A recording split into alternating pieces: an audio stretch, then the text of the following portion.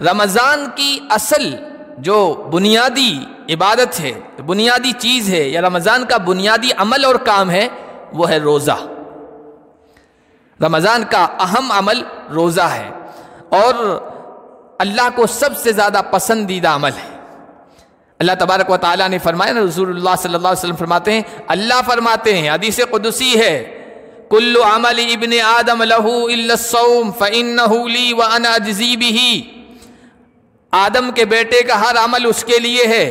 اللہ فرشتوں سے کہیں گے، فرشتوں اس نے یہ عمل کیا، یہ نیکی کی، اس کو ثواب دو، اس کو جزا دو، اس کو بدلہ دو، لیکن روزہ تو روزے کا بدلہ میں خود عنایت کروں گا، میں خود دوں گا۔ روزے کی وجہ سے، معدہ خالی ہونے کی وجہ سے جو بدبو پیدا ہوتی ہے، اللہ کے نبی نے فرمایا اللہ کو مشک سے، کستوری سے بھی زیادہ پسندیدہ وہ بدبو ہے۔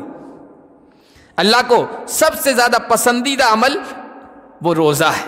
تو اس مہینے کا اہم عمل وہ ہے روزہ۔ روزہ صرف بھوکا پیاسا رہنا نہیں ہے، یا اللہ کو بھوکا پیاسا رکھنا مقصد نہیں ہے۔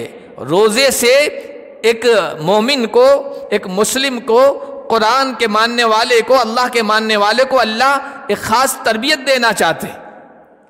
وہ کیا ہے کہ انسان روزے کے ذریعے سے اپنے آپ کو اپنے نفس کے حکم پر اللہ کے حکم کے غالب رکھنے کا پابند بنائے، اپنے نفس کے حکم پر اللہ کے حکم کو غالب رکھنے کا مزاج انسان بنائے۔ آپ دیکھیے روزے کے ذریعے سے مقصد پورا ہوتا ہے۔ 2 گھنٹوں کے لیے انسان کو کھانے پینے سے روکنا مشکل ہو جاتا ہے، اپنے آپ کو بچانا کھانے پینے سے۔ کتنے سارے بیمار لوگ ہیں، ڈاکٹروں نے کہہ دیا یہ چیز نہیں کھانی ہے، لیکن جب سامنے آ جاتی ہے کھاتا ہے کہ نہیں کھاتا ہے۔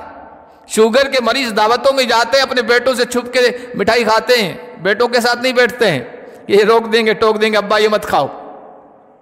بہت سی مرتبہ ایسے واقعات پیش آتے ہیں، کیوں؟ رہا نہیں جاتا ہے وہاں۔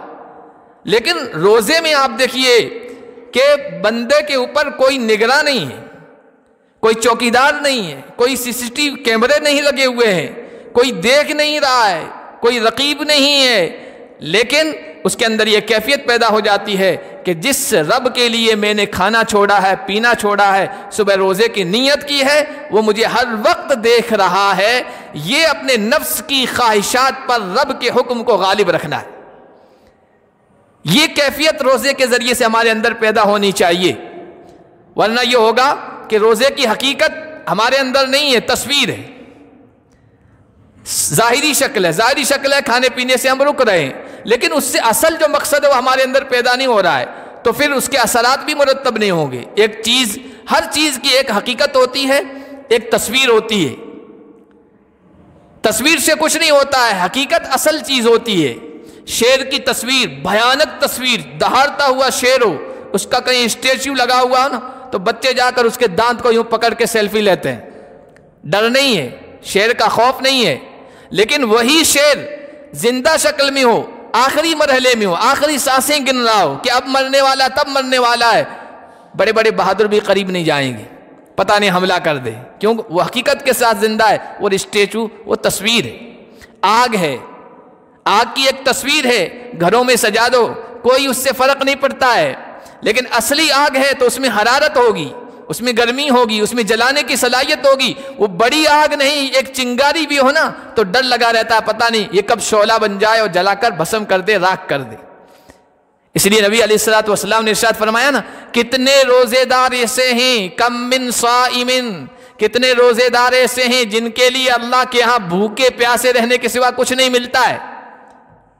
اس لیے کہ جو روزہ جس طرح رکھنا چاہیے، جن آداب کے ساتھ، جن تقاضوں کے ساتھ، ان کو وہ پورا نہیں کر رہے۔ تو روزہ یہ رمضان کے مہینے کی اہم عبادت ہے، اور اس کو حقیقت کے ساتھ رکھیں تو پھر انشاءاللہ ہمارے اندر سے جذبہ پیدا ہوگا۔ جذبہ کس چیز کا؟ اللہ کے لیے سب کچھ چھوڑنے کا، صرف کھانا پینا نہیں، اللہ کے لیے سب کچھ چھوڑنے کا، اللہ کی محبت کو اپنے دل کے اندر جگہ دینے کا جذبہ، اور اللہ کی خاطر سب کچھ قربان کر دینے کا جذبہ، یہ روزے سے یہ کیفیت، یہ جذبہ پیدا کرنا مقصود ہے۔